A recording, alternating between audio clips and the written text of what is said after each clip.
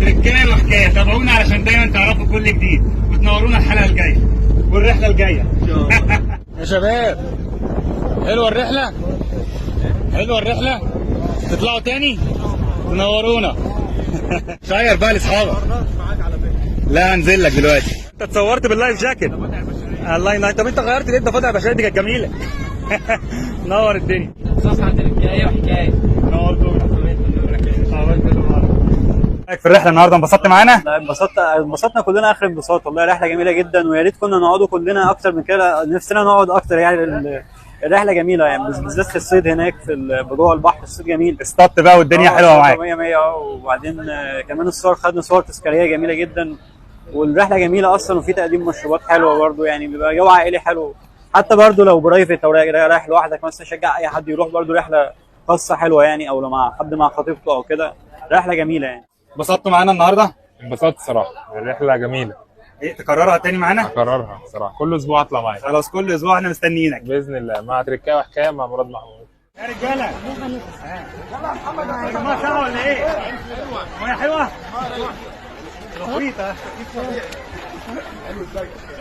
مين، انا متابع القناه بقالي فتره كل اللي متابعنا من زمان، من ايام كورونا. من ايام كورونا. ده احنا كل حاجه جديده حتى. انت شرفتنا النهارده وبسطتني بكلامك ده. ربنا يخليك يا رب يكون بس قلت رايي فعلا بحقيقه يعني. لا ده رايك كده جميل مؤثر وفوق راسنا يعني. ونورتنا، وعقبال كل مره كده ان شاء الله السعيد.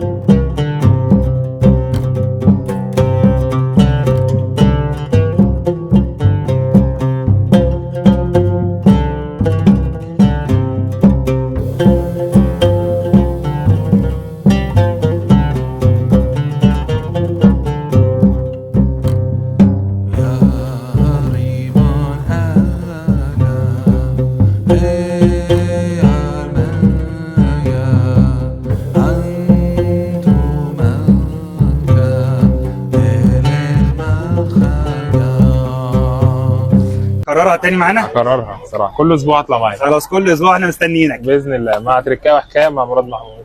تقدروا تلحقوا دلوقتي، كلمني خاص لو عايز تاكد تيجي معانا الاسبوع اللي جاي ان شاء الله، وكل سنه وانتم طيبين.